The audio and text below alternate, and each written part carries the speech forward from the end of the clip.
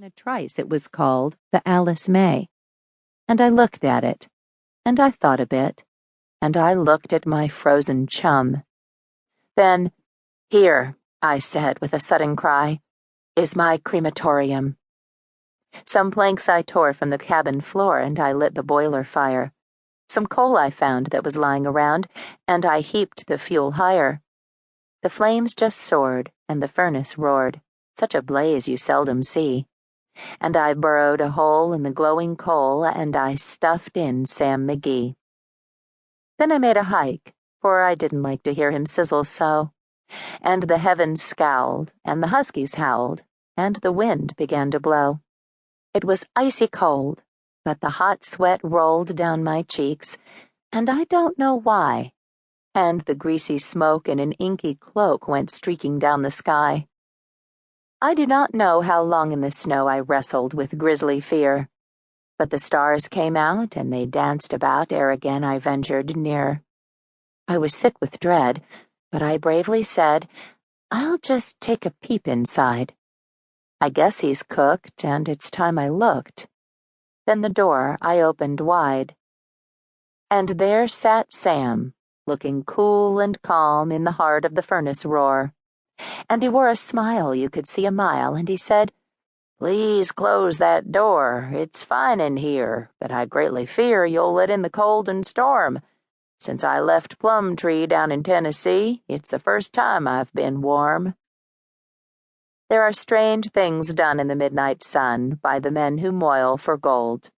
The Arctic trails have their secret tales that would make your blood run cold. The Northern Lights have seen queer sights, but the queerest they ever did see was that night on the marge of Lake Labarge I cremated Sam McGee. Prologue. Greg Martin avoided his wife's eyes. He didn't want to give Elise any hope that she might persuade him into accompanying her on another shopping expedition.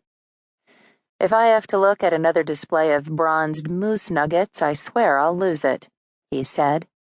"Selling crap is one thing, but actually selling bronzed moose shit? You don't like those moose droppings? I thought they'd make a great memento.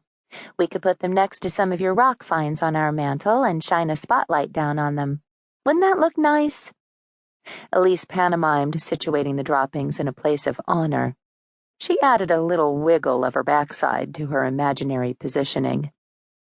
"If you weren't so cute," he said, "I think I'd spank you." "If you weren't so stubborn about not going out with me," she said, "I might let you." They came together in the middle of their stateroom and kissed. Their honeymoon had been spent on the northbound glacier route, traveling up the Alaska coast and making stops in Ketchikan, Juneau, Skagway, and Sitka. Now they were in Seward, their last port of call on the final cruise of the season.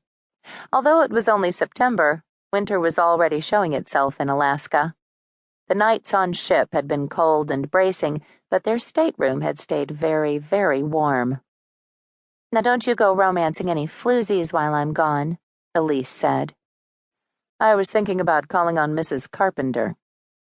Mrs. Carpenter was 97 years old. That hadn't stopped her from flirting with Greg whenever she got the chance.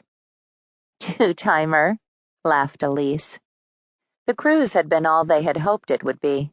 They had seen pods of humpback whales, monumental icebergs, panoramic glaciers, soaring bald eagles, and breathtaking fjords. Elise seemed glad Greg had talked her into honeymooning in Alaska. Neither one of them had ever been to the state. Everything had been new to them. There was still more sightseeing in store, but they would do it from land, taking a motor coach to Denali and a train to Anchorage. They would finish up their honeymoon in Anchorage, where almost half of Alaska's 700,000 residents lived.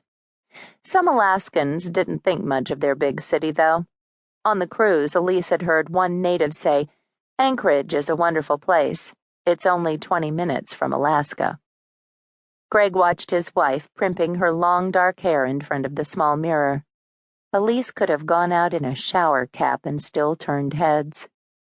It was his puppy dog eyes, she had confessed, that had made her fall for him.